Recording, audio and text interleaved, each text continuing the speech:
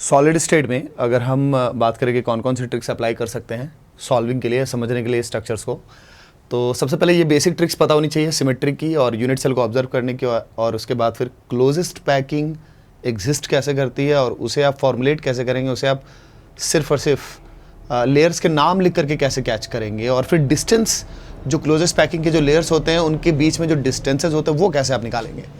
तो ये जो बेसिक्स हैं ये बड़े इंपॉर्टेंट हैं, और साथ साथ में इनका जो एप्लीकेशन है वो कोऑर्डिनेशन नंबर पर, वाइड्स और उनके बीच में डिस्टेंस है उस पर, डिस्टेंस बिटवीन लेयर्स जैसे मैं बोल रहा था सबसे इंपॉर्टेंट पार्ट है। और ये अभी के टाइम पर आप कह सकते हैं कि अगर प्रीवियस 12-13 साल जो जेईई एडवांस्ड का जो अपना पूछने का तरीका रहा है, जो पैटर्न रहा है, जो दिखाई दे रहा है, जो तरीका है उनका, जो इंटरेस्ट दिखाई देता है जेईई एडवांस का पूछने में, वो स्ट्रक्चर बेस्ड है। कुछ नया स्ट्रक्चर सामने आपके रखने की कोशिश कर रहे होते हैं। 2008 में जो है वो पहली बार पूछा था हेक्सागोनल क्लोजेस्ट पैकिंग, उससे पहले नहीं आया था। और उसके बाद आगे बात करें तो 2013-14 में पहली बार ऑक्टाहेड्रल स्ट्रक्चर को दूसरे एंगल से दिखाने की कोशिश की थी। हालांकि वो आपके बेसिक से कॉन्सेप्ट का पार्ट ही होता है, बट कई सारी जगह पर मिस हो जाता है ऑब्जर्व करने का तरीका। तो ऑब्जर्वेशन बड़ी इंपॉर्टेंट है। अब मैं स्टार्ट करता हूँ यहाँ से सिमेट्री वाले पार्ट से। आपको सिमेट्री की ट्रिक बताऊँ पहले तो। कभी भी नॉन आयनिक सॉलिड्स का डिस्कशन कर रहे हैं, दो तरह के सॉलिड आप डिस्कस करते हैं। नॉन आयनिक सॉलिड मतलब एक ही तरह के एटम से पूरा सॉलिड बना दिया गया होगा, वही लैटिस बना रहा होगा। और हो सकता है कि कोई ऐसा केस भी दिया जाए जैसा कि जे एडवांस में भी पूछा गया था अभी 2-3 साल पहले, कि एक ही एटम है और वही पूरे लैटिस को भी बना रहा है, और उसी को आप देखेंगे वाइड्स में भी जा करके सेट होते हुए। और ऐसा स्ट्रक्चर डायमंड का होता भी है। तो नॉन आयनिक सॉलिड है, उसमें सारे लैटिस पॉइंट पर दिखाई देने वाला एक ही टाइप का एटम होगा। बट आयनिक सॉलिड में पता है कैटायन और एनायन होंगे, और एक से ज़्यादा टाइप ऑफ कैटायन और एक से ज़्यादा टाइप ऑफ एनायन हो सकते हैं। ओके, तो सिमेट्री ट्रिक बोलती क्या है? स्पेशली हम नॉन आयनिक सॉलिड के लिए पहले सीखते हैं, देन उसी को हम और अपने लिए हेल्पफुल बनाएंगे जब आयनिक सॉलिड का केस आएगा तब। तो नॉन आयनिक सॉलिड के लिए सीखे अपने आप, फिर अप्लाई करते करते आप सीख जाएंगे। हर एक एटम इक्विवेलेंट है दूसरे एटम के। मतलब कि अगर आपने बॉडी सेंटर्ड क्यूबिक उठाया तो कॉर्नर एटम जो आपको दिखाई दे रहा है वो किसी दूसरे यूनिट सेल का बॉडी सेंटर्ड हो सकता है, क्योंकि आप इनफाइनाइट यूनिट सेल के महासागर में हैं। मोल्स में बातचीत हो रही है, billions of trillions of zillions of दिखाई दे रहे हैं यूनिट सेल, उसमें billions of trillions of zillions of atoms हैं। तो इनफाइनाइट नंबर ऑफ एटम्स एक तरह से मान लीजिए, उसके बीच में आप किसी एक एटम को सिलेक्ट कर रहे हैं, किसी एक यूनिट सेल का, और आप बोल रहे हैं ये मेरा यूनिट सेल है। किसी दूसरे ने किसी और यूनिट सेल को अगर सेलेक्ट किया होगा तो आपके यूनिट सेल का कॉर्नर वाला उसके यूनिट सेल का बॉडी सेंटर हो सकता है। सारे इक्विवेलेंट होते हैं। फिर आप क्या करते हैं, एक स्मॉलेस्ट रिपीटिंग यूनिट उठाते हैं जिसको कि आप बोलते हैं यूनिट सेल, राइट। और हाँ, मैं ये बता दूं कि इस लेक्चर के लिए स्पेशली कि थोड़ा सा आपका जो है, एक बार आपने कहीं पर कोई बेसिक्स अगर आपने देखे हुए होंगे तो यहाँ पर, चूँकि मैं ये एडवांस के हिसाब से चाहता हूँ कि बहुत ही कंसाइज, बहुत ही छोटा ये वीडियो बने। कभी कोई एक्सप्लेनेटरी वीडियो भी बनाएंगे सारी ट्रिक्स को एक्सप्लेन करते हुए, कोई भी बच्चा जो पहली बार सॉलिड स्टेट पढ़ेगा उसके लिए। बट ये एग्जैक्टली अगर आप जीरो पर हैं तो आप कुछ जगह पर अटक सकते हैं, कुछ जगह पे चीज़ें रिलेट हो जाएंगी बहुत स्मूथली, कुछ जगह पे नहीं होंगी। तो ये स्पेशली मैं बता दूं कि इसको देख करके दिल छोटा ना करना। आप थोड़ा सा अगर कुछ जानते हो, जैसे कल रात में आई थिंक दैट के अभी जो प्रीवियस लेक्चर्स हुए थे उसमें अगर आप बैठे थे साथ में तो चीज़ें ज़्यादा कनेक्ट होंगी, और नहीं तो फिर देख लेना लेक्चर और उसके बाद फिर इसके मज़े लेना। ये है ही इसीलिए क्योंकि एग्जाम के पास में जाकर के आपको फ़ायदा ज़्यादा मिले। तो जैसे अगर बॉडी सेंटर्ड क्यूबिक है तो one corner atom is body centre of other unit cell, जो समझा रहा था मैं, राइट। अब ये बॉडी सेंटर्ड यूनिट सेल है तो आपको सिमेट्री का नियम कानून कैसे लगाना है, आपको कुछ इस तरह से लगाना है। अगर ये कॉर्नर एटम है और इस कॉर्नर एटम के लिए हम क्या कह रहे हैं कि ये जो कॉर्नर एटम है ये दिखाई दे रहा है हमें इस पोजीशन पर, हम इसकी प्रॉपर्टी कॉर्नर एटम के हिसाब से जोड़ने तोड़ने लगेंगे। डेफिनेटली आपने जो यूनिट सेल सेलेक्ट किया उसके हिसाब से ये कॉर्नर एटम और ये बॉडी सेंटर्ड है, तो इसकी बॉडी सेंटर वाली प्रॉपर्टी है, बाकी सबकी कॉर्नर एटम वाली प्रॉपर्टी है। बट आपको कई बार जब आप कोऑर्डिनेशन नंबर वगैरह ढूंढ रहे होंगे, या हो सकता है कि आप सॉल्विंग कर रहे होंगे, कोई थ्योरेटिकल क्वेश्चन होगा, ये पॉइंट आपको बहुत हेल्प करेगा कि जो आप इसके बारे में सोच रहे वही इसके बारे में। जैसे फॉर एग्जाम्पल मैंने कोऑर्डिनेशन नंबर ढूंढने के लिए कहा आपसे कि इस एटम का कोऑर्डिनेशन नंबर ढूंढिए। अब कोऑर्डिनेशन नंबर क्या होता है? कोऑर्डिनेशन नंबर जो बच्चे नहीं जानते सुन लें। कोऑर्डिनेशन नंबर है नंबर ऑफ नियरेस्ट नेबर। कई बार ये डेफिनेशन भी आता है बच्चों की ज़बान पर कि वो नंबर ऑफ एटम्स जो किसी दिए गए एटम के डायरेक्ट कांटेक्ट में हो। कांटेक्ट जरूरी नहीं है, it is number of nearest neighbour. Contact हो या ना हो, नियरेस्ट नेबर को बोलते हैं कोऑर्डिनेशन नंबर। और यहाँ पर भी फर्स्ट नियरेस्ट, सेकंड नियरेस्ट, पहला पड़ोसी, दूसरा पड़ोसी, तीसरा पड़ोसी, ऐसे चलता है। तो first nearest neighbour, second nearest neighbour, first nearest neighbour को कोऑर्डिनेशन नंबर बोलते हैं। जब भी बोलेंगे कोऑर्डिनेशन नंबर बाय डिफॉल्ट वो फर्स्ट नियरेस्ट नेबर होगा।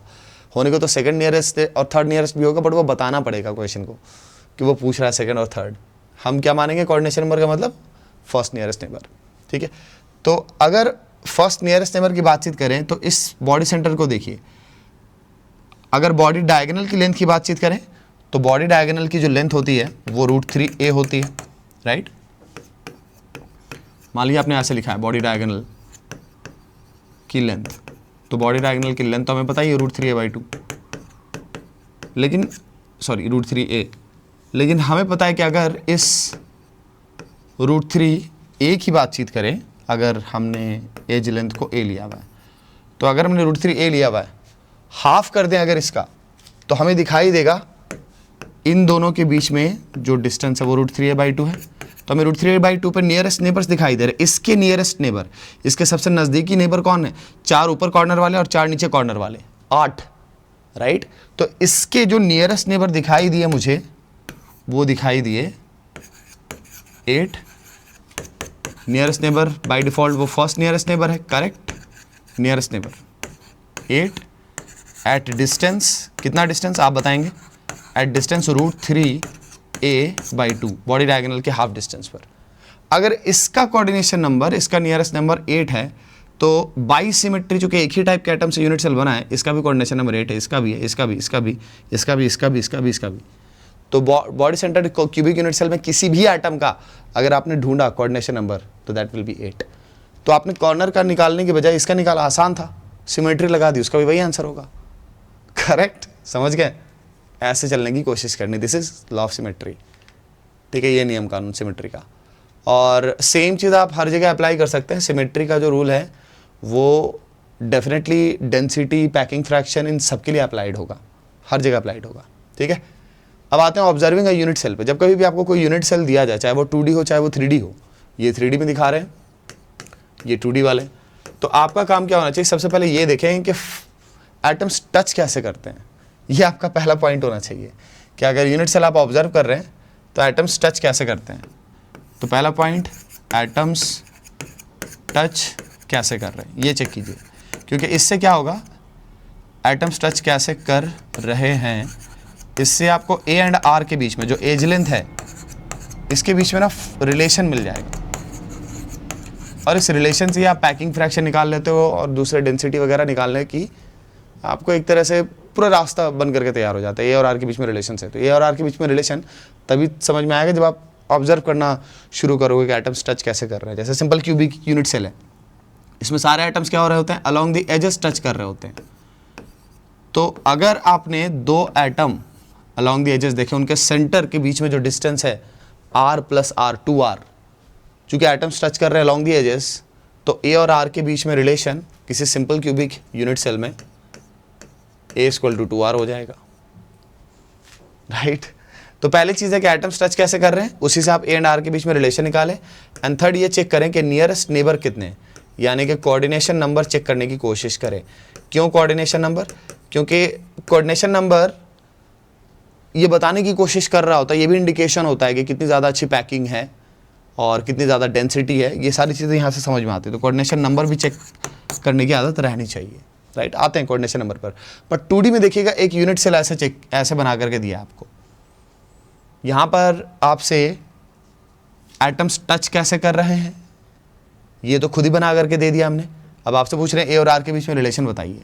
तो अगर हर एटम का रेडियस r है, तो ए और आर के बीच में आप रिलेशन कैसे निकालेंगे, ज़रा देख करके बताइए। तो एज लेंथ को a मान लीजिए, जो स्क्वायर बना हुआ है उसे a मान लीजिए, और a मान करके बताएंगे कि एटम्स टच कैसे कर रहे हैं, ए और आर के बीच में रिलेशन देखेंगे। ये जो r है विथ ये वाला r, फिर ये r यानी कि बीच वाले स्फीयर का डायमीटर प्लस ये r और ये वाला r, 4r है। और 2 एज लेंथ की वजह से ये जो हाइपोटेन्यूज बन करके तैयार हुआ वो √2a है। तो मैं 4r = √2a लिख दूँ, क्योंकि कहीं और से तो ये काम मैं कर नहीं पाऊंगा। ये और ये एटम देखिए टच कर नहीं रहे, तो इधर से मैं ऐसा कुछ लिख नहीं सकता कि A=2R, करेक्ट।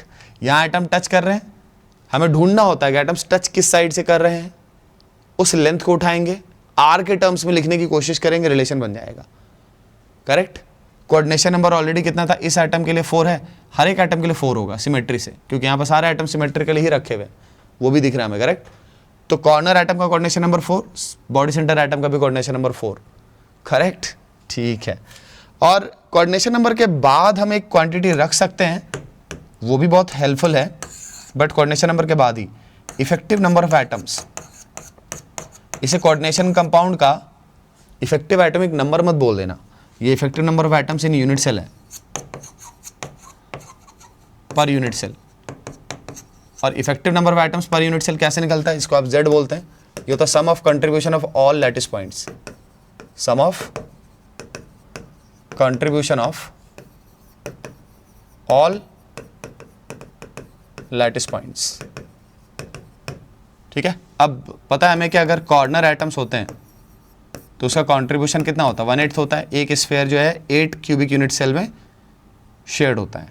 और अगर फेस सेंटर्ड है तो उसका कंट्रीब्यूशन हमें पता है हाफ होगा, क्योंकि वो 2 यूनिट सेल से शेयर्ड होता है। जो एज सेंटर्ड है वो 4 यूनिट सेल से शेयर्ड होता है, उसका कंट्रीब्यूशन कितना होगा, 1/4 होगा, ठीक है। तो आप इसी तरह से अगर Z निकालना चाहते हैं सिंपल क्यूबिक यूनिट सेल का, तो 8 लैटिस पॉइंट्स हैं, सबका कंट्रीब्यूशन 1/8 है, तो Z की वैल्यू 1 आएगी। इसी कॉन्सेप्ट को 2D में अप्लाई करके देखिए ज़रा, Z की वैल्यू बताएंगे ज़रा सा। Z की वैल्यू कैसे निकालेंगे, 2 तरह के लैटिस पॉइंट, देखिए एक कॉर्नर वाले हैं और एक ना बॉडी सेंटर्ड है, राइट। तो आपको Z लिखना पड़ेगा, Z corner and Z body centred.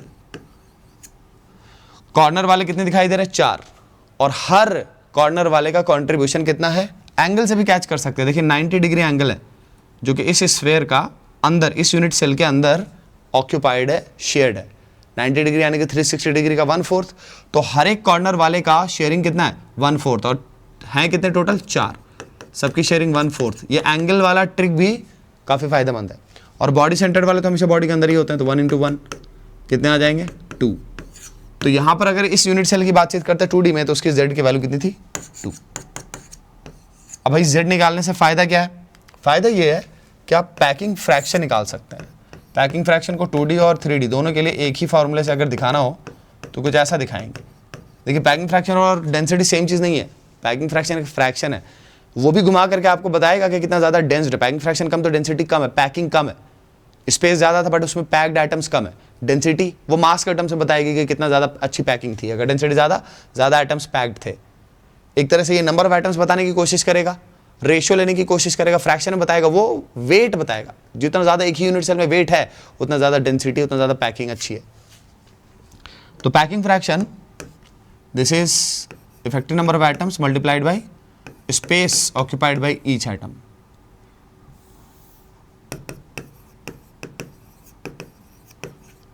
Number of atoms multiplied by space occupied by each atom divided by total space available. Space जो है वो एरिया बन जाएगा 2D में, 3D में क्या बन जाएगा, volume.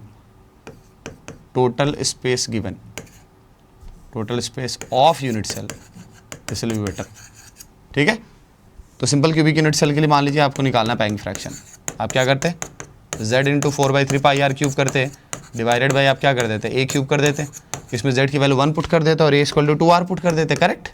Z = 1 and A = 2R put करके वैल्यू निकाल देते, 0.52 वैल्यू आ जाती सिंपल क्यूबिक यूनिट सेल के लिए, ठीक है। तो ये एक तरह से रिवाइज हो गया। यहाँ पर छोटी छोटी बातें जो है वो आप अपने लिए ट्रिक के रूप में यूज़ कर सकते हैं। यहाँ पर के लिए पैकिंग फ्रैक्शन आप बताने की कोशिश कीजिएगा, तो अगर रेडियस R है, ये जो पैकिंग है ना, ये क्लोजेस्ट पैकिंग है, ये क्लोजेस्ट पैकिंग है, क्योंकि नीचे की लेयर्स एक पहली लेयर के बाद जो दूसरी लेयर रखी गई है वो पहली लेयर के वॉइड्स में रखी गई है। अभी इसको आप 2D भी मान सकते हैं, ये 2D अरेंजमेंट भी है। और इसी को अगर आप फल सब्जी रेडी वाले जो जैसे अरेंज करते हैं, अगर आप वैसे देखेंगे तो ये क्या बन जाएगा, अपने आप में ये 3D क्लोजेस्ट पैकिंग बन जाएगा।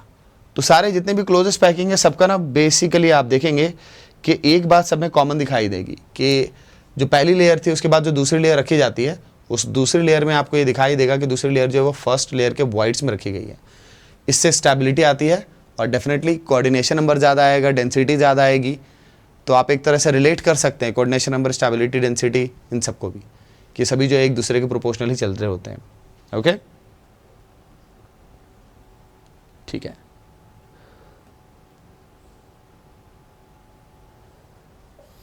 डन।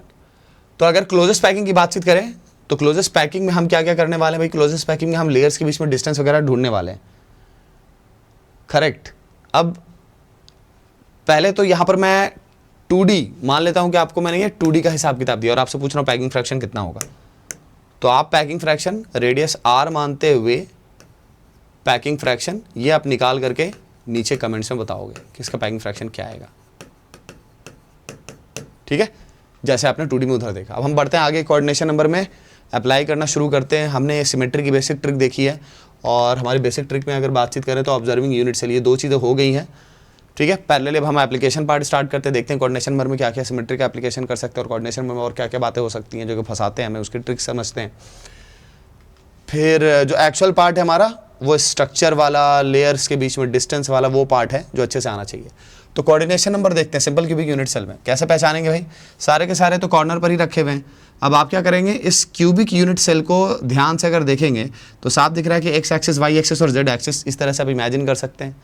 अगर ये आइटम दिखेगा, इस आइटम से डिस्टेंस ए पर रखा हुआ है, तो सिमेट्री रूल बोलता है कि ए डिस्टेंस पर जस्ट उस एक्सिस पर पीछे की साइड में, अगर ये इसको फॉरवर्ड बोलेंगे, इसको पॉजिटिव एक्स एक्सिस बोलेंगे, तो इसको नेगेटिव एक्स एक्सिस बोलेंगे। तो अगर इस साइड राइट साइड कोई रखा हुआ है ए डिस्टेंस पे, तो लेफ्ट साइड भी तो रखा हुआ होगा, करेक्ट, सिमेट्री से। तो ए डिस्टेंस पर आपको इस साइड भी एक आइटम दिखाई देगा। फिर अगर कोई नीचे रखा हुआ है तो इसी के सिमेट्री में कोई ऊपर भी रखा हुआ होगा। अगर इस साइड जेड एक्सिस पे कोई रखा हुआ है तो इस साइड भी जेड एक्सिस से कोई रखा हुआ होगा। तो किसी एक कॉर्नर आइटम के लिए हर एक्सिस पे 2 नियरेस्ट नेबर है। That means first nearest neighbour की संख्या कितनी हो जाएगी? 6, और सारे नियरेस्ट नेबर का डिस्टेंस कितना हो जाएगा? ए। अब हम ढूंढते हैं सेकंड नियरेस्ट नेबर, तो ए से बड़े डिस्टेंस पे वो होगा, करेक्ट। ए से बड़ा डिस्टेंस किसी भी क्यूब में कौन सा है? देखिएगा, फेस डायगोनल पे रखा हुआ आइटम, √2a डिस्टेंस। फिर जो थर्ड नियरेस्ट नेबर होगा वो किस डिस्टेंस पर आ जाएगा? √3a डिस्टेंस पर, बॉडी डायगोनल में, √3a डिस्टेंस पर। ओके, तो √2a डिस्टेंस वाले को सर्च करते हैं कि कितने हैं ऐसे √2a डिस्टेंस वाले। अब इसमें थोड़ा सा समझदारी से चलिएगा, जब आप यहाँ पर डिस्कशन कर रहे थे ना तो हर एक्सिस को चेक कर रहे थे। अब जैसे ही आप इधर गए फेस डायगोनल पर, तो आप एक प्लेन में हैं, तो पहले आपको खुद को समझाना होगा कि मैंने XY प्लेन में पहले मैं ऑब्जर्वेशन ले रहा हूँ, फिर मैं YZ में लूँगा, फिर मैं ZX में लूँगा। अगर आपने ऐसा नहीं किया तो कहानी खत्म है। और सच सच बताइएगा आप में से कितने लोगों ने ऐसा सोचा था। और देखिएगा, और फिर हम सिमेट्री लगा रहे हैं। देखिए अभी आप मान लीजिए XY प्लेन में, तो अगर आप अभी इस X एक्सिस से 45 डिग्री पर इधर गए हैं तो इसी तरह से आपको 45 डिग्री पे इधर भी जाना चाहिए, और इसी तरह से 45 डिग्री पे इधर भी जाना चाहिए, और उसी तरह से 45 डिग्री पे आपको इधर भी जाना चाहिए। यानी कि आप 4 क्वाड्रेंट में, देखिए एक क्वाड्रेंट में आपने एक ऐसा आइटम पाया √2a डिस्टेंस पे, तो सेम प्लेन में 4 क्वाड्रेंट होंगे ना। नहीं समझे? तो अगर आप XY प्लेन में हैं तो XY प्लेन, इसमें 4 क्वाड्स होंगे, 4 क्वाड्रेंट्स, और 4 क्वाड्स में कितने बन जाएंगे? 4 एटम मिलेंगे √2a डिस्टेंस पर, समझे? और इसी तरह से YZ प्लेन, इसमें भी आपको 4 मिल जाएंगे, है ना, 4 क्वाड्स। ZX प्लेन, इसमें भी 4 मिल जाएंगे। तो जो सेकंड नियरेस्ट नेबर है that will B 12 nearest neighbour मिलने वाले हैं आपको √2a डिस्टेंस पे। √3a डिस्टेंस वाला आप बताएं मुझको कितने आ जाएंगे। अगर सिमेट्री लगाएं तो पूरे यूनिट सेल में इस कॉर्नर एटम के लिए सिर्फ एक ही बॉडी डायगोनल एटम होगा, कोई और हो ही नहीं सकता। इस एक कॉर्नर एटम से एक ही बॉडी डायगोनल आप ड्रॉ कर सकते हैं। हमेशा एक बॉडी डायगोनल से 2 कॉर्नर एटम ही कनेक्ट होते हैं, तो एक कॉर्नर एटम के लिए जो दूसरा कनेक्टिंग एटम है वही बॉडी डायगोनल वाला एटम है। तो इस एटम के लिए सिर्फ एक ही एटम होगा पूरे क्यूबिक यूनिट सेल में। बट अच्छी बात यह है कि ये शेयर्ड इन 8 यूनिट सेल है, कोई भी corner atom shared in 8 unit cells है। तो हर एक यूनिट सेल से उसको ऐसे बॉडी डायगोनल वाले कितने मिलेंगे? 1। तो टोटल कितने मिलेंगे उसको? पूरे अरेंजमेंट में पूरे लैटिस में कितने मिलेंगे? 8, क्योंकि 8 यूनिट सेल में वो शेयर्ड है। तो 8 बॉडी डायगोनल से कनेक्टेड होगा, और 8 बॉडी डायगोनल का मतलब कि 8 ऐसे एटम्स होंगे उसके थर्ड नियरेस्ट नेबर जो कि √3a डिस्टेंस पर होंगे। तो इस तरह से ना नियरेस्ट नेबर को देखा जाता है। सेम कॉन्सेप्ट को आप अप्लाई करेंगे बॉडी सेंटर्ड क्यूबिक के लिए, और मुझको बताएंगे कि कोऑर्डिनेशन नंबर यानी कि फर्स्ट नियरेस्ट नेबर, फिर सेकंड एंड थर्ड जो है आपने होमवर्क में लिखना है। तो फर्स्ट नियरेस्ट नेबर बताएंगे, बड़ा आसान। देखिए तो बॉडी सेंटर के लिए फर्स्ट नियरेस्ट नेबर जस्ट पीछे ही हमने डिस्कस किया था, √3a/2 डिस्टेंस वाला, ठीक है। तो √3a/2 डिस्टेंस वाला, और कितने होंगे ऐसे? डेफिनेटली हमने देखा कि 8 कॉर्नर वाले ही इसके क्या होते हैं? फर्स्ट नियरेस्ट नेबर होते हैं। सेकंड नियरेस्ट नेबर कौन होगा? Second nearest neighbour √3a/2 distance कितना होता है? 0.86 समथिंग होता है, राइट। तो 0.8 से बड़ा कौन होगा? a। तो अब हम ढूंढने चले कि भाई a डिस्टेंस पर कितने दिखाई देंगे। तो a डिस्टेंस पर, अब देखिए इसकी बात मैं करूं, यहाँ पर तो मैंने चालाकी से इसकी बात करनी है या इसकी बात करनी है, एक ही बात है। तो मैंने फट से चेक कर लिया, इसके लिए 4 ऊपर 4 नीचे उसके नियरेस्ट नेबर है। अब सेकंड नियरेस्ट नेबर चेक करने के लिए इसमें हो सकता है कि आपको ज़्यादा दिमाग लगाना पड़े, तो इसके बाद इसको मत उठाइए, इसको उठा लीजिए और तुरंत रिकॉल कीजिए कि भाई पीछे सिंपल क्यूबिक में आपने क्या किया था, किसी कॉर्नर आइटम वाले के लिए आपने एक पॉइंट लगाया था कि a डिस्टेंस पर कितने होते हैं। तो a डिस्टेंस पर ये फिक्स्ड है, चाहे सिंपल क्यूबिक हो चाहे बॉडी सेंटर हो, है तो क्यूबिक ही ना। तो ये तो क्यूब की प्रॉपर्टी है।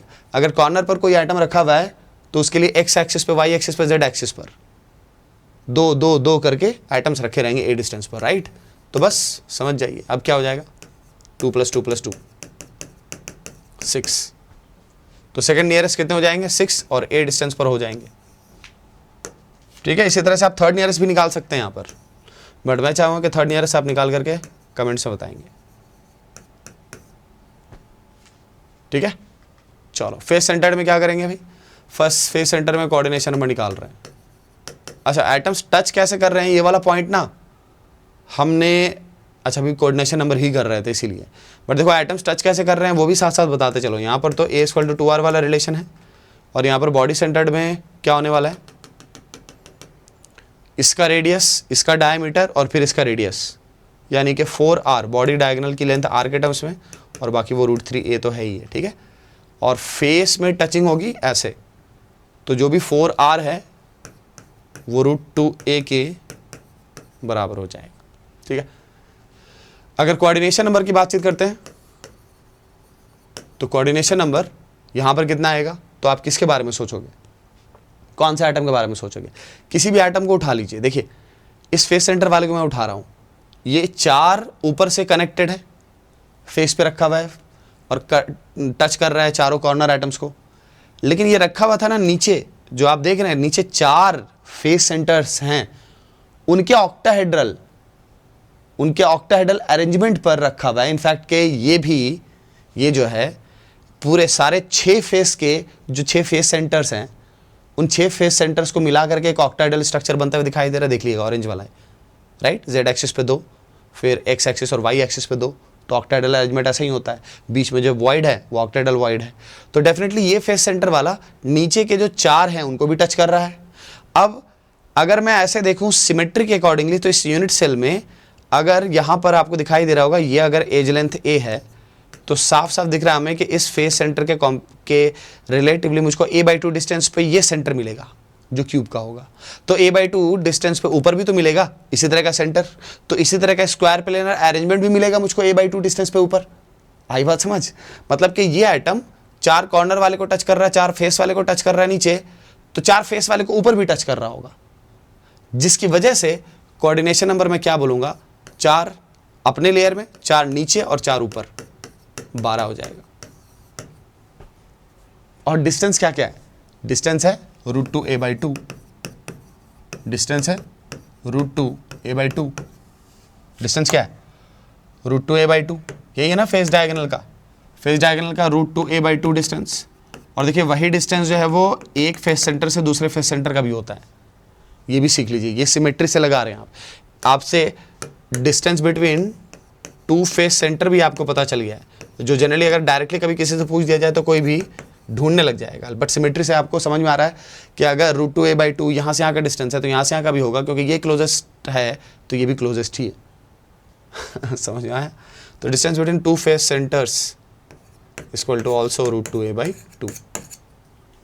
ओके, तो सेकंड नियरेस्ट नेबर कितना आ जाएगा, √2a/2 कितना होता है 0.7 समथिंग। तो अगला वाला कौन सा हो जाएगा बताइए, a डिस्टेंस वाला, वो फिर से क्या हो जाएगा बताइए, √2a/2 था ना, एक बार और चेक कर लेते हैं, √2a/2 है तो 0.7 समथिंग हो गया, ठीक है। और कौन सा हो सकता है, कोई और पॉसिबल ही नहीं है, कोई है ऐसा जो कि √2a/2 डिस्टेंस के अलावा किसी और पॉइंट पर हो, कोई नहीं दिखाई दे रहा है।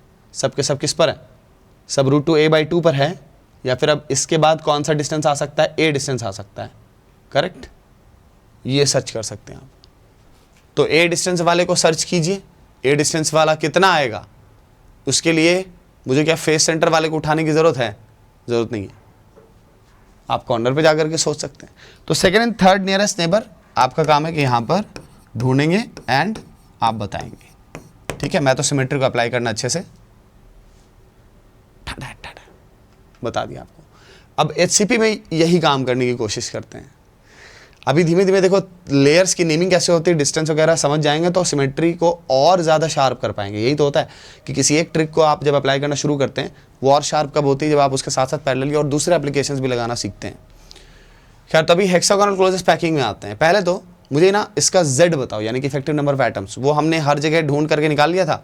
देखिए अगर यहाँ पर Z की बातचीत करें तो Z दो तरह का आएगा, Z कॉर्नर वाला और Z जो है बॉडी वाला, राइट। कॉर्नर वाले का 8 × 1/8 कर देंगे, बॉडी वाले का 1 × 1 कर देंगे, तो Z की वैल्यू कितनी होती है, बॉडी सेंटर में 2 होती है। हर जगह सबका पैकिंग फ्रैक्शन निकाल सकते हैं हम। पैकिंग फ्रैक्शन कैसे निकलेगा, तो Z × 4/3πr³ और A का क्यूब, और सारी चीज़ें हमारे पास हैं, Z है, A और R के बीच में रिलेशन है, सब कुछ निकालते जाएंगे, करेक्ट। तो यहाँ पर निकालेंगे तो 0.68 समथिंग कुछ आ जाता है ना। फिर ऐसे आप निकालेंगे यहाँ पर आकर के किस में, फेस सेंटर में, तो पैकिंग फ्रैक्शन कैसे निकलेगा, ठीक वैसे ही Z × 4/3πr³ divided by A³ करके, और आप 4r = √2a लगा देंगे, 0.74 आ जाएगा। फेस सेंटर क्यूबिक को हम क्या बोलते हैं, CCP भी बोलते हैं, यानी कि क्यूबिक में सबसे क्लोजेस्ट पैकिंग, सबसे अच्छी पैकिंग, सबसे ज़्यादा डेंसिटी, सबसे ज़्यादा कोऑर्डिनेशन नंबर। तो ये 74% की जो पैकिंग है ना, ये हर जगह हर क्लोजेस्ट पैकिंग की प्रॉपर्टी होती है, हर क्लोजेस्ट पैकिंग की प्रॉपर्टी होती है। ये भी क्लोजेस्ट पैकिंग है, तो इसमें भी पैकिंग फ्रैक्शन 74% ही आएगा। भले कि सेल की जो प्रॉपर्टीज़ हैं, जो एटम्स के बीच में डिस्टेंस वगैरह हैं, रिलेशन वगैरह ए और आर के, वो डिफरेंट हो सकते हैं। ज़रा चेक करते हैं क्या क्या रिलेशन हो सकते हैं। अब जैसे कि हेक्सागोनल अरेंजमेंट है, तो इसमें तो दो एटम जो है वो देखो अलॉन्ग द एजेस ऐसे टच कर रहे हैं, तो डेफिनेटली A = 2r है। एटम्स टच कैसे करते हैं, ये सबसे पहला ऑब्जर्वेशन बोला है लेने के लिए। फिर कोऑर्डिनेशन नंबर ढूंढते हैं, तो कोऑर्डिनेशन नंबर कैसे ढूंढे, हमने देखा हुआ है कि जब FCC था तो फेस पर जो एटम रखा रहता है उसको देखने में आसानी होती है, तो उसी को देख करके समझने की कोशिश कीजिए। इस लेयर में ये एटम जो बीच सेंटर पर रखा हुआ वो 6 एटम को टच करेगा, 1 2 3 4 5 6। तो इस लेयर में इसके नियरेस्ट नेबर 6 हैं, लेकिन ये खुद कहाँ पर रखा हुआ है, इस ट्रायंगुलर, ये जो ट्रायगोनल अरेंजमेंट है उसके जस्ट ऊपर रखा हुआ है। ट्रायगोनल अरेंजमेंट और उसके ठीक ऊपर अगर कोई एटम रखा जाए ना, तो वो टेट्राहेड्रल अरेंजमेंट होता है। और बीच में देखिएगा ये 3 रखे हुए हैं 2D में, ऊपर से ला करके जो रखिएगा, इसको रखिएगा तो इसको तीनों को एक साथ टच करेगा ये, तो बीच में जो वॉइड बनेगा उसको हम बोलेंगे tetrahedral void. This will B tetrahedral void होगा, ये टेट्राहेड्रल वॉइड होगा। अब जो टेट्राहेड्रल स्ट्रक्चर का टेट्राहेड्रल वॉइड है उसको ऐसे ध्यान में रखिएगा, वो 2D में नहीं होता, 2D में तो ट्रायगोनल वॉइड होगा, वो थोड़ा सा उठा हुआ है, 2D से ऊपर है, समझे। आप कोई टेट्राहेड्रल स्ट्रक्चर भी रिकॉल कीजिए ना, जैसे मान लीजिए CH4 वगैरह है या CCl4 वगैरह है, तो कार्बन जो है वो देखिएगा नीचे में जो 3 हाइड्रोजन का प्लेन है, ये तीनों हाइड्रोजन का जो प्लेन है, तीनों हाइड्रोजन का जो प्लेन है उससे ऊपर उठा हुआ है ना कार्बन, राइट। तो कार्बन ठीक ऐसे जैसे कि मान लीजिए 4 एटम हैं, और 4 एटम मतलब ये 4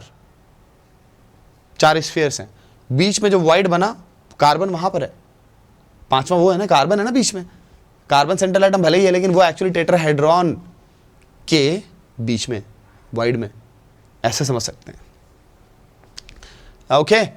अब एक्सप्लोडेड व्यू का क्या मतलब होता है, एक्सप्लोडेड व्यू का मतलब कि एटम्स को हमने ऐसे दूर दूर दिखाया है सो दैट स्ट्रक्चर की प्रॉपर्टी को अच्छे से समझ सकें।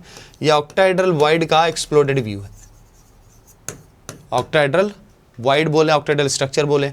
उधर हम गए क्यों थे, ये समझने के लिए कि देखिए जब भी आप देखेंगे कोई ट्रायगोनल अरेंजमेंट और उसके ठीक ऊपर मिड पॉइंट से जो एक्सिस जाता है उसके उसी एक्सिस पर कोई स्फीयर है रखा हुआ, तो एक्सप्लोडेड व्यू है HCP का। अगर सारे एटम्स को क्लोजेस्ट पैकिंग में डालेंगे तो ये एक्चुअली कहाँ चिपका हुआ होगा, इन तीनों के ठीक ऊपर टेट्राहेड्रल अरेंजमेंट में।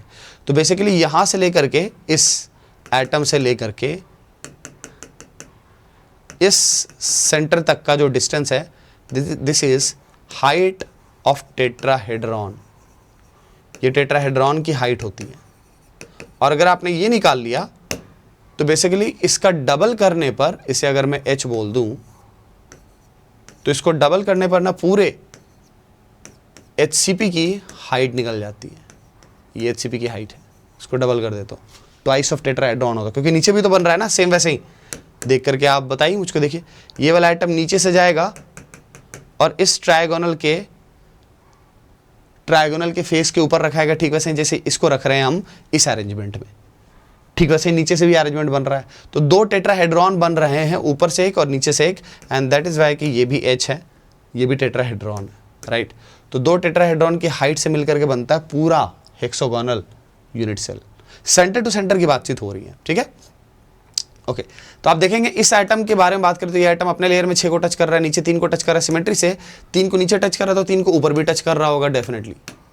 तो इसलिए 6 + 3 ऊपर 3 नीचे, कोऑर्डिनेशन नंबर 12। समझे? अब कोऑर्डिनेशन नंबर 12 तो है, लेकिन हमें पता है कि अभी पैकिंग फ्रैक्शन निकालने के लिए तो हमें Z निकालना पड़ेगा। अब Z कैसे निकालेंगे?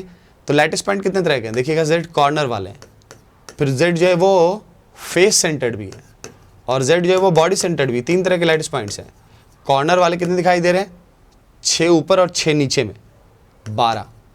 और सारे कॉर्नर वाले की शेयरिंग कितने यूनिट सेल से होगी? तो यहाँ पे बाजू में ना यूनिट सेल बना करके सोचना शुरू कीजिए। देखिए तो एक यूनिट सेल में कितना एंगल एक्सटेंड कर रहे हैं? 120 डिग्री। तो 120 डिग्री एक में, 120 डिग्री दूसरे में, और 120 डिग्री तीसरे में। तो एक कॉर्नर वाला 3 यूनिट सेल में शेयर्ड होगा। एंगल से देखें ना कैसे ट्रिक से बना दिया।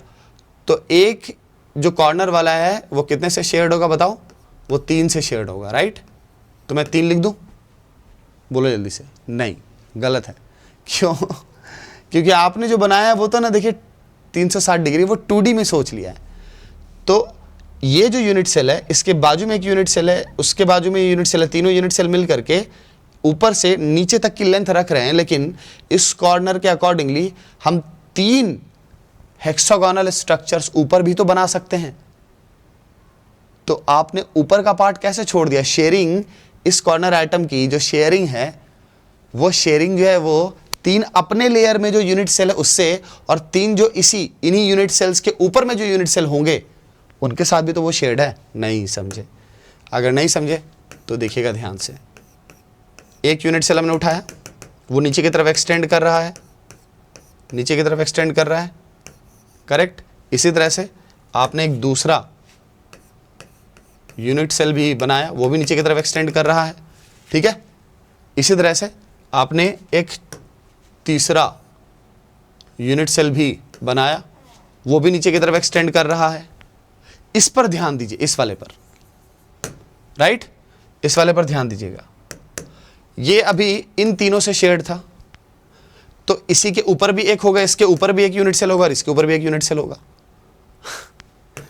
तो 3 अपने से अपने लेयर में शेयर्ड है। ये ऊपर वाले को भूल कैसे सकते हैं? नीचे तो खैर इसी यूनिट सेल का एक्सटेंशन है, तो नीचे कोई नया यूनिट सेल थोड़ी ना आप रख दोगे। हाँ, ऊपर रख सकते हो क्योंकि ऊपर में कुछ है नहीं, ऊपर में जगह खाली है। तो 3 अपने लेयर में एंड 3 अपर लेयर में। ऊपर भी यूनिट सेल्स खड़े कर सकते हैं हर यूनिट सेल के ऊपर, तो उसके साथ भी शेयर्ड है वो 3 अपर लेयर में, ठीक है। तो 6 यूनिट सेल से शेयरिंग है। तो कंट्रीब्यूशन कितना हो जाएगा? 1/6 हो जाएगा, राइट। तो कंट्रीब्यूशन हम यहाँ पर कितना लगाएंगे? हर कॉर्नर वाले का 1/6। फेस वाले का तो फिक्स्ड है, 2 फेस है और 2 से शेयरिंग होती है तो हाफ कंट्रीब्यूशन होगा। बॉडी के बीच में कितने रखे हुए हैं? 3 रखे हुए हैं। जो बॉडी के बीच में रखे हुए उनकी तो शेयरिंग हो ही नहीं सकती, तो वो अपने आप चले जाएंगे ऐसे। तो टोटल Z की वैल्यू 6 आ जाएगी। अब आपने अगर पैकिंग फ्रैक्शन निकालना है तो पैकिंग फ्रैक्शन निकालने के लिए आपको पता है Z × 4/3 πr³ के साथ साथ आपको क्या चाहिए? पूरे यूनिट सेल का वॉल्यूम चाहिए। और अगर पूरे यूनिट सेल का वॉल्यूम चाहिए तो आपको चाहिए बेस एरिया इंटू हाइट चाहिए। अब हाइट तो आपके साथ तुरंत अभी डिस्कस किया मैंने, base area into height, right, ठीक है। अब बेस एरिया किसी भी हेक्सागन का 6 इक्विलैटरल ट्रायंगल के बराबर होगा। देखिए जिस तरह से अरेंजमेंट है, 7 एटम होते हैं, बीच में एक होता है सेंटर पर, और 6 के साथ ये क्या बनाएगा, 6 इक्विलैटरल ट्रायंगल बनाएगा, राइट। और ये एज लेंथ है ए और एंगल है यहाँ पर 60 डिग्री। डेफिनेटली आपको समझ में आ रहा होगा कि हर एक इक्विलैटरल ट्रायंगल का जो एरिया निकल करके आएगा वो आएगा √3/4 ए स्क्वायर, ए के टर्म्स में, not in terms of R, ठीक है। तो टोटल बेस एरिया जो है वो कितना आ जाएगा, जैसे सिलेंडर का कैसे निकालते थे आप, circular base area pi R square. तो बेस एरिया यहाँ पर क्या है, 6 टाइम्स ऑफ √3/4 ए स्क्वायर है, ठीक है। और हाइट की बातचीत करें तो टेट्राहेड्रॉन की हाइट सीख लीजिए। बहुत बहुत जो मैं बोल रहा था लेयर्स के बीच में जो डिस्टेंस है उसको अगर कैच करना है तो ऐसे कैच कर सकते हैं। देखिएगा, टेट्राहेड्रॉन बनाने के लिए हमने भी एक्सप्लोडेड व्यू लिया था ना, उसी को उठाते हैं, ठीक है। देखिएगा एक्सप्लोडेड व्यू से हम कैसे टेट्राहेड्रॉन की हाइट निकालेंगे।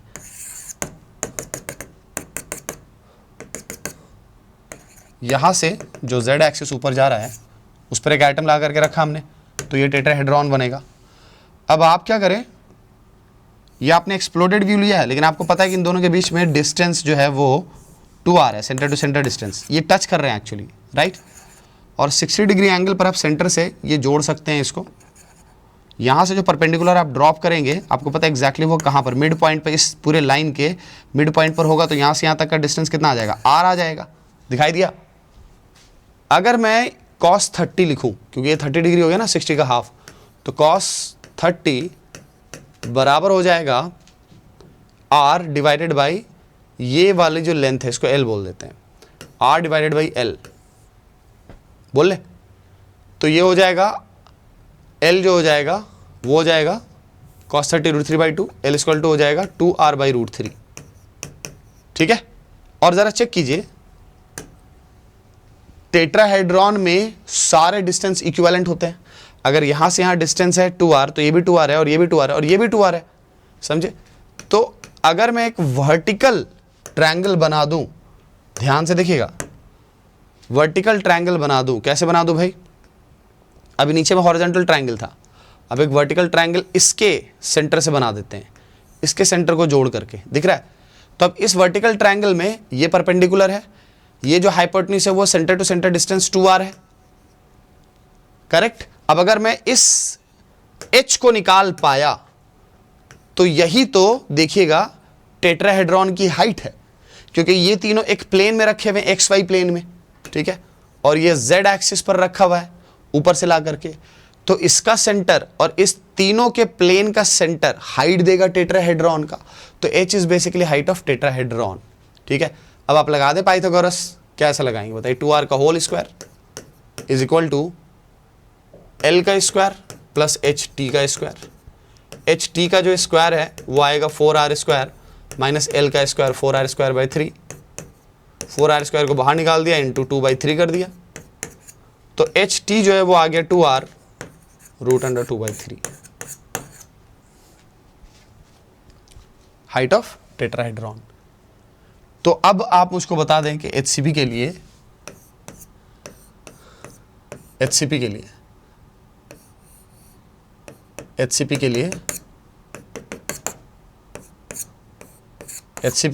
टोटल हाइट कितनी हो जाएगी। हमें पता है यहां से यहां तक ये जो सेंटर फेस सेंटर्ड एटम है,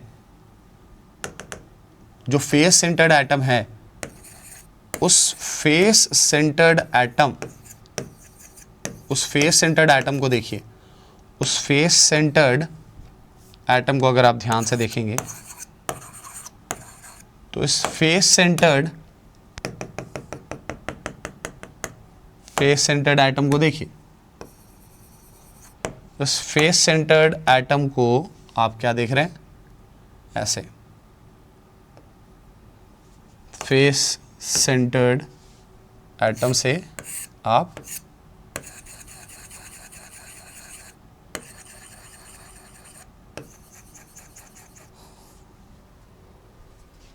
बताओ, देख रहे हो, फेस सेंटर्ड एटम से इसके सेंटर तक नीचे में जो मैं बार बार वहाँ पे बना दे रहा हूँ, मैं बनाना चाह नहीं रहा, पता है क्यों, क्योंकि आप फिर समझोगे वहाँ पर कोई एटम है, तो ऐसे टिंगी सा दे देते हैं वाइट सा, ठीक है। तो यहाँ से यहाँ तक अभी हमने थोड़ी देर पहले डिस्कस किया था कि एक टेट्राहेड्रॉन बन रहा है, हाइट ht, और फिर सेम चीज़ यहाँ से यहाँ तक एक और बन रहा है, राइट। तो height of HCP is twice of height of tetrahedron, तो ट्वाइस ऑफ 2r √2/3 हाइट पता चल गया, वॉल्यूम निकालना है तो base area is 6 into root 3 by 4 A square पीछे निकाला, multiplied by 4r root under 2 by 3, 24 root 2 R cube, A equal to 2r put कर दीजिएगा, 24 रूट 2 आर क्यूब आ गया वॉल्यूम ऑफ HCP। ठीक है, अब बस एक फाइनल चीज़ है जो कि हमें सीखनी है, वो क्या है, लेयर्स के बीच में डिस्टेंस। तो डिस्टेंस बिटवीन लेयर्स ये सीखना है। ओके नहीं, एक वाइड वाला पॉइंट भी है, वो भी सीखना है। तो डिस्टेंस बिटवीन लेयर्स की अगर बातचीत कर रहे हैं ना, डिस्टेंस बिटवीन लेयर्स की, तो पहले आपका ये समझना जरूरी है कि क्लोजेस्ट पैकिंग को हम दिखाते कैसे हैं। ये ना क्लोजेस्ट पैकिंग, अगर आपने लेयर्स को ऐसे दिखाया, अब ऐसे दिखाने का क्या मतलब होता है, ऐसे दिखाने का मतलब होता है कि लेयर 1, लेयर 2, लेयर 3 ये जो रखे गए हैं वो आपको दिखाई देंगे। अगर एक का नाम ए दिया तो दूसरा ए नहीं लिख सकते, वो डिफरेंट है, तीसरा वाला मैच कर जाएगा, बट जस्ट बाद वाला वो मैच नहीं करेगा, वो अलग लेयर है। बट हाँ, जो सेकेंड एंड फोर्थ लेयर है वो भी मैच करेगी। तो जैसे ही आपको दिखाई दे, जस्ट बाद वाला अगर आपको डिफरेंट दिखाई दे रहा है, सेम टू सेम नहीं है, जैसे कि इस तरह का कोई पैटर्न नहीं दिखाई दे रहा है, ए ए बी ऐसा कुछ नहीं है, ठीक है, या ए करके अरेंजमेंट अगर हो, सेम टाइप के लेयर्स का अरेंजमेंट हो,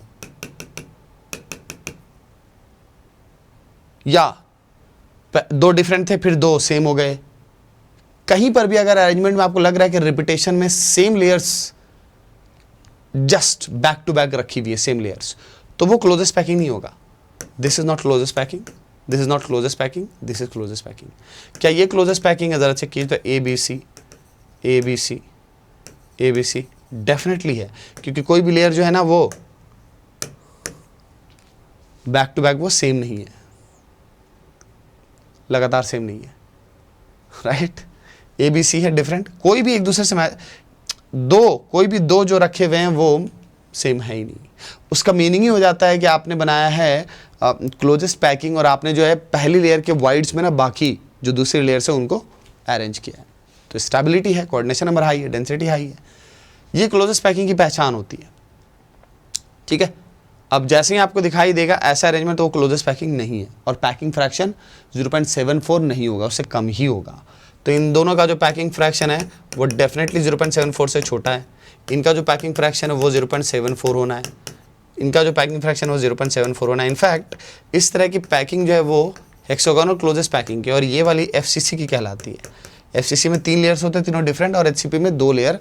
पहली लेयर आप देख ही रहते हैं, ये हेक्सागोन वाली ए, अगर इसको ए बोलूँगा तो ये बी हो गया, और फिर ये वापस ए बन जाएगा, तो ए बी टाइप का अरेंजमेंट दिखाई देगा आपको HCP में, ठीक है।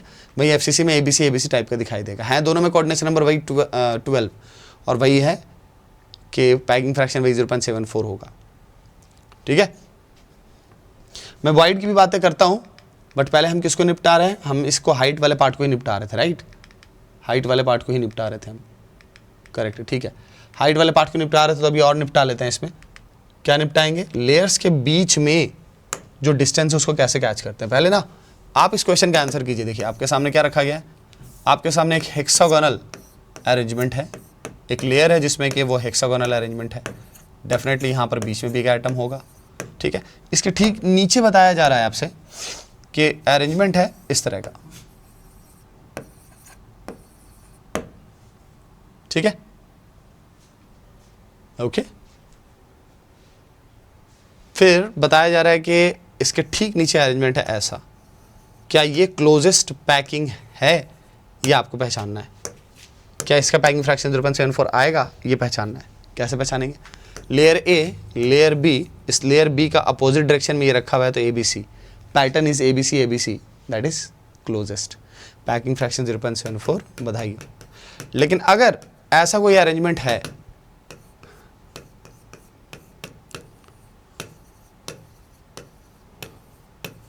ऐसा कोई अरेंजमेंट है, देखिएगा अब दो सेम टाइप की लेयर्स दिखाई दी, ए बी बी, दो सेम टाइप की लेयर्स दिखाई दी, जरा देखिए तो, हाँ सेम टाइप की लेयर्स दिखाई दी, that means packing fraction less than 0.74। ठीक है, इसे देखिएगा जरा,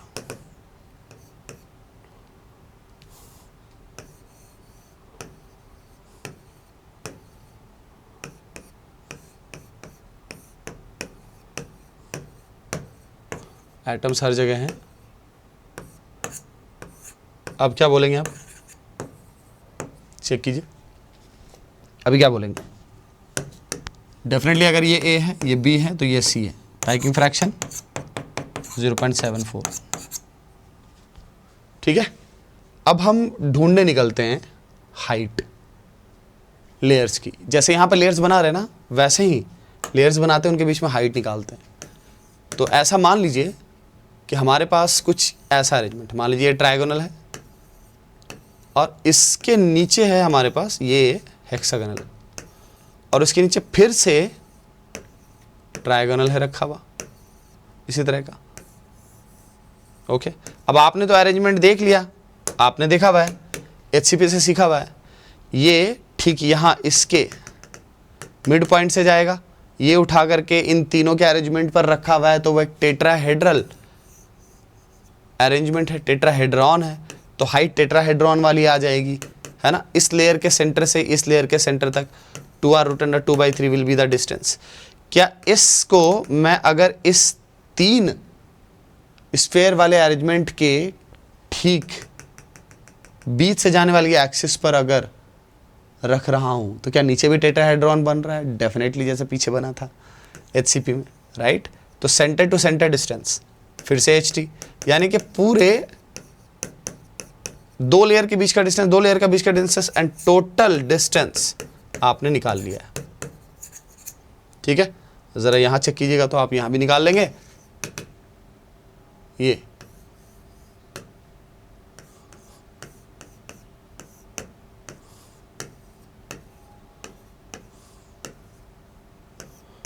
इसको चेक कीजिए, क्या आंसर होगा सोचिए।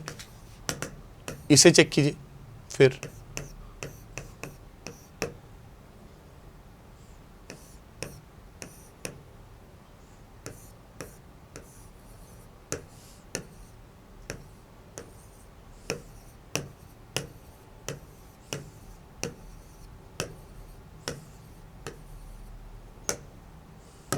बताइए क्या ये टेट्राहेड्रल अरेंजमेंट बना देगा?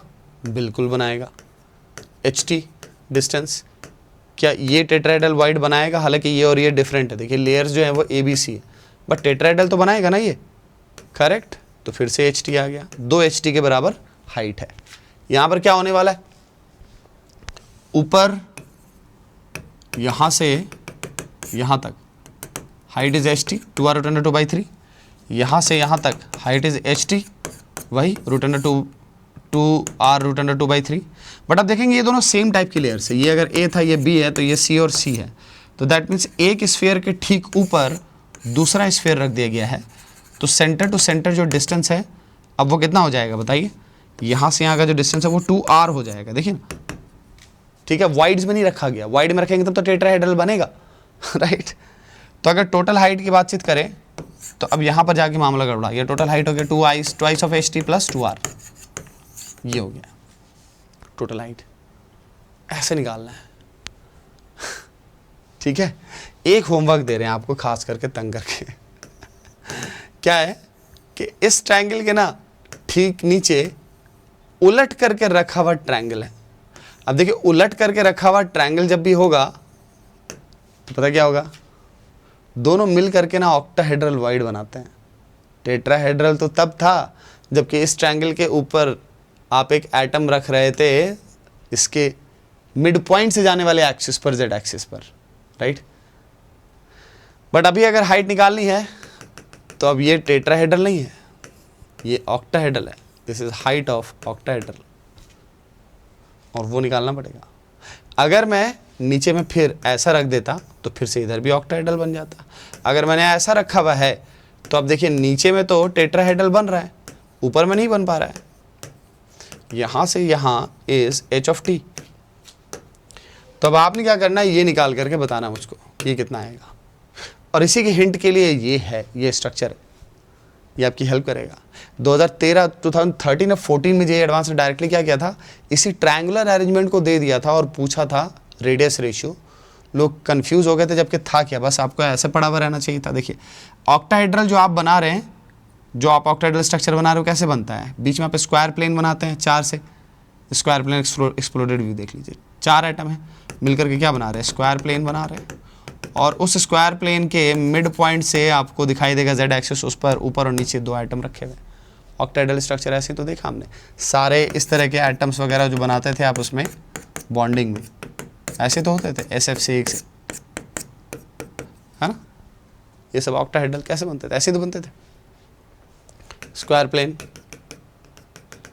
एक ऊपर और एक नीचे, सही है, बिल्कुल इसी तरह से, इसी तरह से, इसी तरह से। अब क्या करें भाई,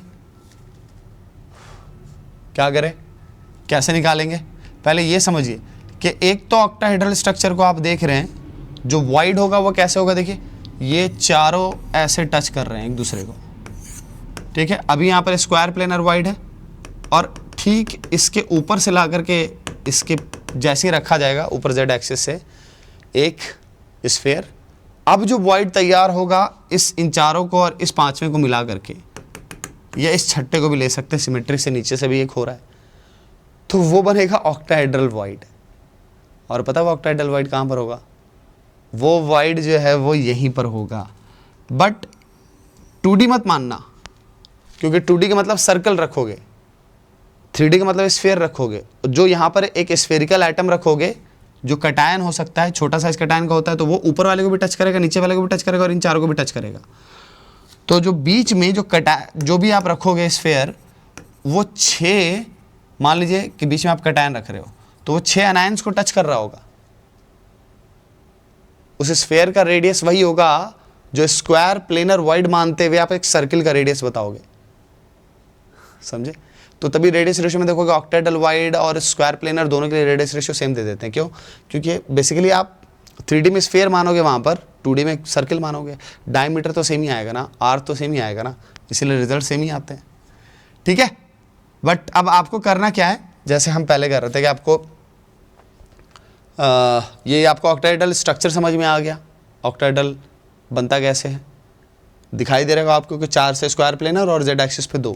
लेकिन देखने का एक दूसरा तरीका भी है, देखिएगा ध्यान से, कि अगर आपने इन तीनों को 1 2 3 इन तीनों को मिला करके एक ट्रायंगल बनाया, तो बाकी 3 को मिला के जो ट्रायंगल बनाएंगे ना, दोनों अपोजिट पॉइंट कर रहे हैं। देख रहे हैं, ये इधर पॉइंट कर रहा है तो ये उधर पॉइंट कर रहा है, देखिएगा ये इधर पॉइंट कर रहा है, ये इधर पॉइंट कर रहा है। तो 3 एटम से मिले हुए ट्रायंगुलर प्लेन, एक इधर पॉइंट कर रहा है, दूसरा इधर पॉइंट कर रहा है, दोनों को ऐसे रख दीजिए, दोनों एक दूसरे के वाइड में सेट हो जाते हैं, स्टेबिलिटी, दोनों एक दूसरे के वाइड में सेट हो जाते हैं और क्लोजेस्ट पैकिंग दे देते हैं। और जो वाइड है बीच में, आप अभी देख रहे हैं तो बड़े प्यार से स्क्वायर प्लेन के टर्म्स में देखेंगे तो बीच में वाइड है, लेकिन वही सेम वाइड तब भी जनरेट होगा अगर 2 ट्रायगोनल प्लेन्स अपोजिट रखी हुई हैं और एक दूसरे के ऊपर रख दी गई है। ये बड़े प्यार से आकर के सेटल हो जाते हैं, बड़े प्यार से आकर के सेटल हो जाते हैं, रखा जाते हैं। आप इमेजिन भी कर सकते थे कि 4 जो है वो 4 स्फीयर मिले हुए हैं, इस तरह से मिले हुए हैं। ये 5वां आकर के यहाँ पे रखा हुआ है, तो ये जो 5वां वाला है वो इन दोनों को टच कर रहा है, छठा नीचे से रखा हुआ है, छठा जो है वो इन दोनों को भी टच कर रहा है, बाकियों को भी टच कर रहा है। लेकिन इसका इन दोनों के साथ मैंने जो ट्रायंगल बनाया वो देखिए कहाँ जा रहा है, जेड एक्सिस नीचे की तरफ जा रहा है। जो इन दोनों के साथ ऐसे नंबरिंग कर देते तो आपको और भी ज़्यादा क्लैरिटी से समझ में आएगा। देखिए हमने कहा इसे 1, इसे कहा 1 डैश 2 डैश 3 डैश एंड 1 2 3। तो 1 2 3 इसमें 1 जो है वो Z axis, negative Z axis की तरफ जा रहा है, 1 डैश 2 डैश 3 डैश में 1 डैश पॉजिटिव जेड एक्सिस की तरफ जा रहा है। तो 2 ऐसे ट्रायंगल आपने यहाँ पर बना लिए हैं जो जस्ट ऊपर और नीचे पॉइंट आउट कर रहे हैं अपोजिट। तो उनका प्रेजेंटेशन ऐसे होता है। तो जब कभी भी 2 ट्रायंगल ऐसे बनाए जाए एटम्स में, जैसे मैं बना रहा था यहाँ पर, तो समझ जाना है आपको कि अच्छा वो ऑक्टाहेड्रल स्ट्रक्चर है, तो बीच में जो वाइड है वो ऑक्टाहेड्रल वाइड है, जो हाइट होगी वो ऑक्टाहेड्रन की हाइट होगी। अब ये आपको होमवर्क में बताना है मुझे निकाल करके, बाकी मैं अपनी तरफ से आपको बता ही दूंगा किसी शॉर्ट वीडियो में ये कैसे निकलता है, बट आई वांट का थोड़ा सा फाइट कीजिए, बता देंगे आपको, आज ही बता देंगे, टेंशन ना लीजिए। कमेंट्स में नहीं बताएंगे, लेकिन फिर कमेंट्स में जो है आप वो हो जाएंगे, है ना। अरे किसने नज़र लगाई है मक्खी भेज के, कमेंट से बता दें, नहीं शॉर्ट वीडियो में बता देंगे आपको कि हाइट कैसे निकलता है, बट थोड़ी ज्योमेट्री में आप भी तो लगाइए माइंड। देखिए closest packing and distance between layers वाला पॉइंट हमने आपको समझा दिया है, कैसे लेयर्स में डिस्टेंस निकालते हैं, ठीक है। अब जो पॉइंट आपसे डिस्कस करना है वो है लोकेशन ऑफ वॉइड्स। तो लोकेशन ऑफ वॉइड्स, इसके लिए पहले समझिए ये जो वॉइड्स का डिस्कशन है हमारा, ये बेसिकली क्लोज पैकिंग में ही होता है, और क्लोज पैकिंग FCC और HCP है। क्यूबिक क्लोजेस्ट पैकिंग की बातचीत करेंगे या हेक्सागोनल क्लोजेस्ट पैकिंग की बातचीत करेंगे, जनरली यही होता है ठीक है। अक्सर आप देखेंगे जो वॉइड्स का डिस्कशन होगा तो ऐसा कह रहे होंगे कि टेट्राहेड्रल वॉइड्स, ये इफेक्टिव नंबर ऑफ एटम्स जो यूनिट सेल में होते हैं उसके बराबर हो जाते हैं, और ऑक्टाहेड्रल वॉइड्स, सही नहीं, कुछ मुझे आवाज़ आई कुछ, ऑक्टाहेड्रल वॉइड्स वो कितने होते हैं बताइए तो देखिए एक्चुअली जो टेट्राहेड्रल वॉइड्स है ना वो ज़्यादा होते हैं। जो इफेक्टिव नंबर ऑफ आइटम्स, यहाँ पर इफेक्टिव नंबर ऑफ आइटम्स 4 है, यहाँ पर 6 है, ठीक है। तो इफेक्टिव नंबर ऑफ आइटम्स निकाला मैंने हमने 6, तो टेट्राहेड्रल वॉइड ना हमेशा इफेक्टिव नंबर ऑफ आइटम्स का डबल होता है, और ऑक्टाहेड्रल वॉइड जो वो Z होते हैं। जब हम बोलेंगे नंबर ऑफ टेट्राहेड्रल वॉइड्स, तो पता है उसका मतलब क्या होता है, नंबर ऑफ टेट्राहेड्रल वॉइड्स बोल रहे हैं या नंबर ऑफ ऑक्टाहेड्रल वॉइड्स बोल रहे हैं, इसका जेन्युइन मीनिंग समझिएगा, नहीं पता होता है। इसका मीनिंग होता है number of octahedral voids shared plus number of octahedral voids unshared, यानी कि जो यूनिट सेल की बाउंड्री के अंदर है। देखिए जो भी एलिमेंट अनशेयर्ड होता है दूसरे यूनिट सेल से, वो यूनिट सेल की बाउंड्री के अंदर होगा, और ये बाउंड्री पर या सरफेस पर होगा डेफिनेटली, ये हमेशा याद रखना है। तो आपको हमेशा इसी तरह से सर्च करना है, कभी भी ऑक्टाहेड्रल वॉइड लिखा तो दैट मीन्स के शेयर्ड अनशेयर्ड दोनों जोड़ करके, वरना क्वेश्चन अलग से बोल सकता है अनशेयर्ड कितने थे, समझे, करते हैं। बट एक बार ना आप टेट्राहेड्रल वॉइड का लोकेशन समझिए। देखिए ये समझिएगा कि आपके पास ये है FCC स्ट्रक्चर, ये जो बना रहा हूँ मैं, इसी से सारी चीज़ें समझ में आ जाएंगी आपको। ये जो मैं बना रहा हूँ ये FCC स्ट्रक्चर है,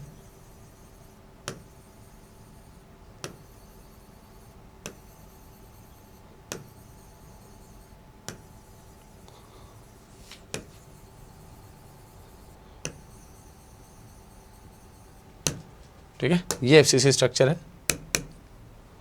अभी आया नहीं मतलब FCC, रुक जाइए, फेस पे बना देते हैं। बनाया हमने फेस पर 1 2 3 4, आगे वाला 5, पीछे वाला 6, ठीक है। अब ज़रा ध्यान से देखिएगा, ये जो फेस सेंटर वाले हैं उनको मैं ऐसे मिला रहा हूँ क्योंकि वो स्क्वायर प्लेन बनाएंगे। Z एक्सिस पे ये दोनों अरेंज्ड है, दिख रहा है। तो जो येलो वाले हैं वो ऑक्टाहेड्रल स्ट्रक्चर बना रहे हैं, करेक्ट। ध्यान से देखिएगा, अब आपको समझ में आएगा कि हो क्या रहा है।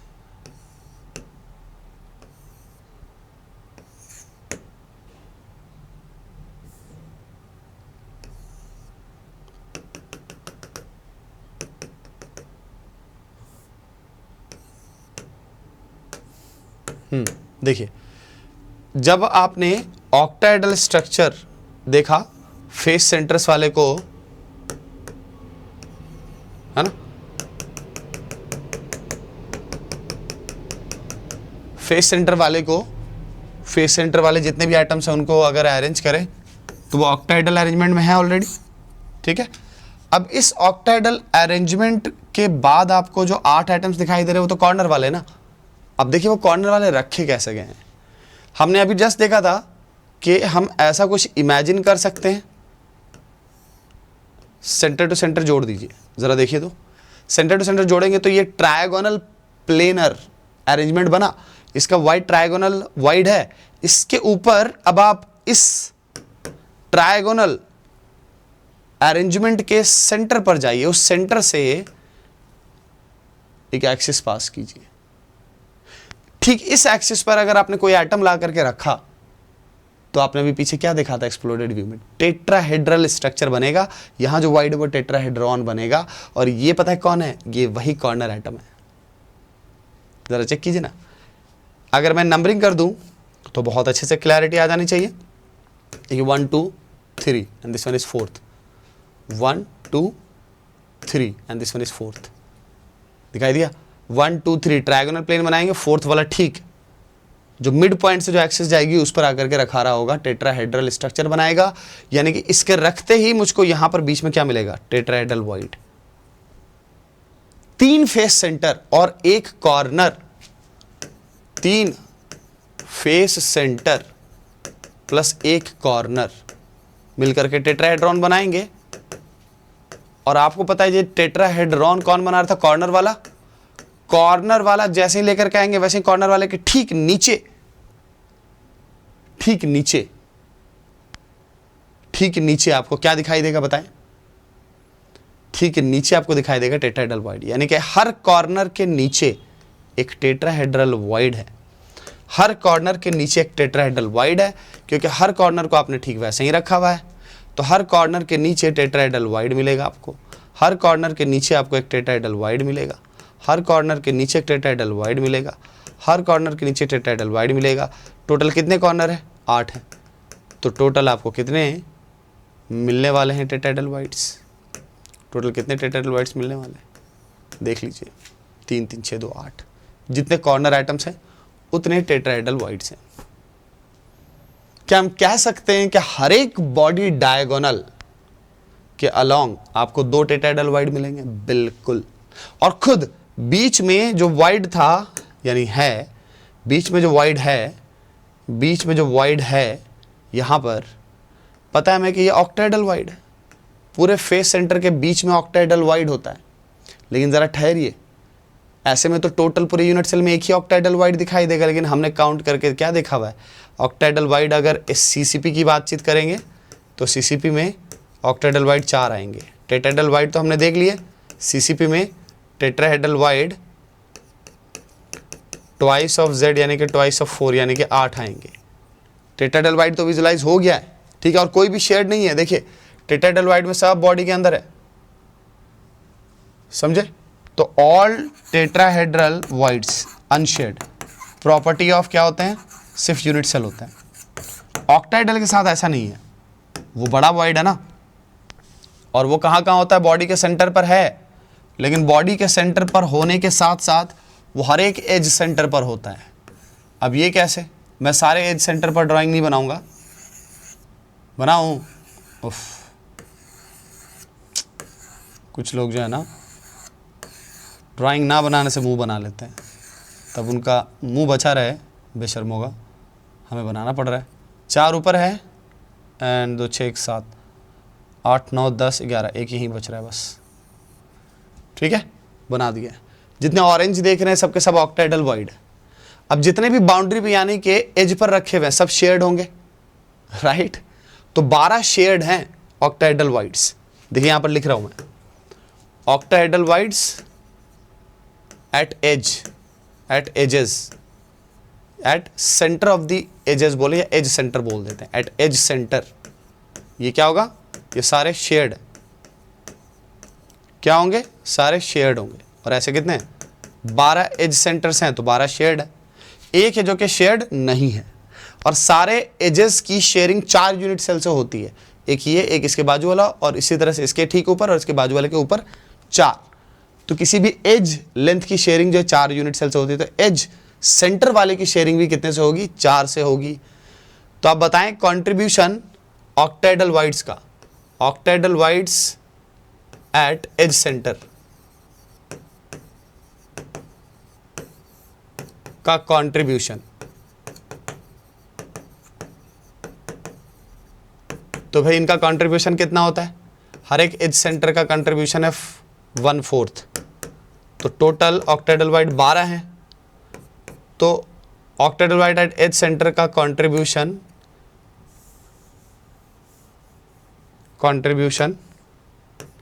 4 यूनिट सेल में होता है।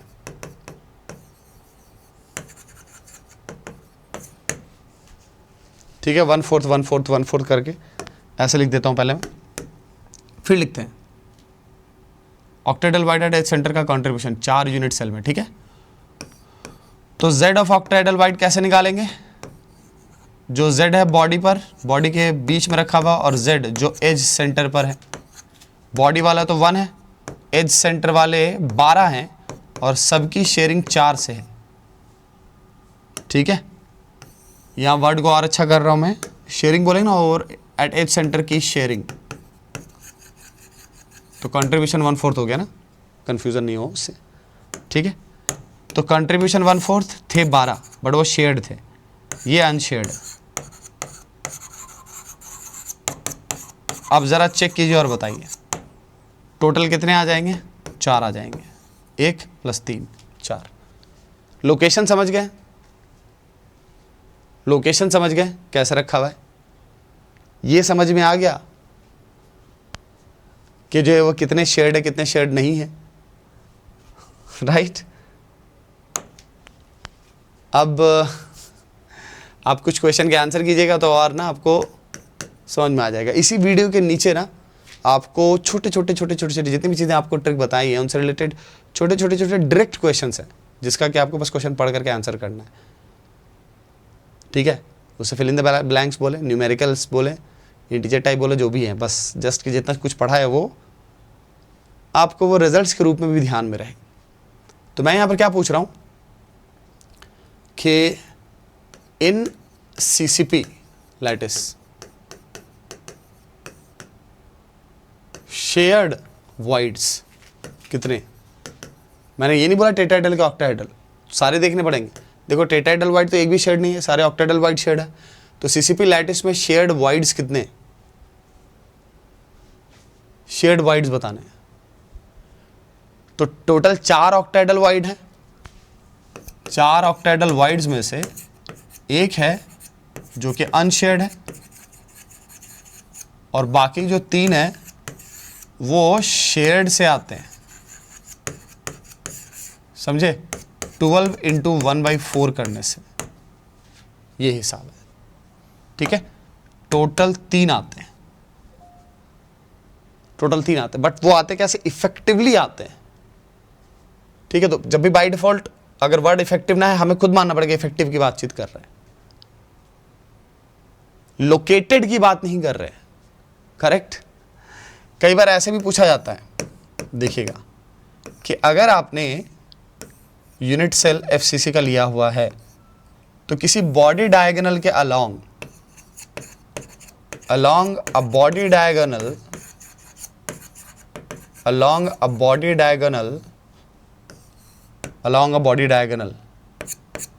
हाउ मेनी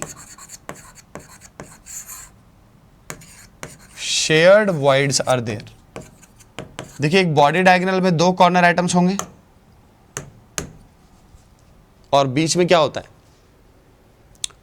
बीच में कोई आइटम नहीं होता है HCP में, बीच में वाइड होता है ऑक्टाहेड्रल वाइड। तो हाउ मेनी शेयर्ड वाइड्स होंगे एक बॉडी डायगोनल में?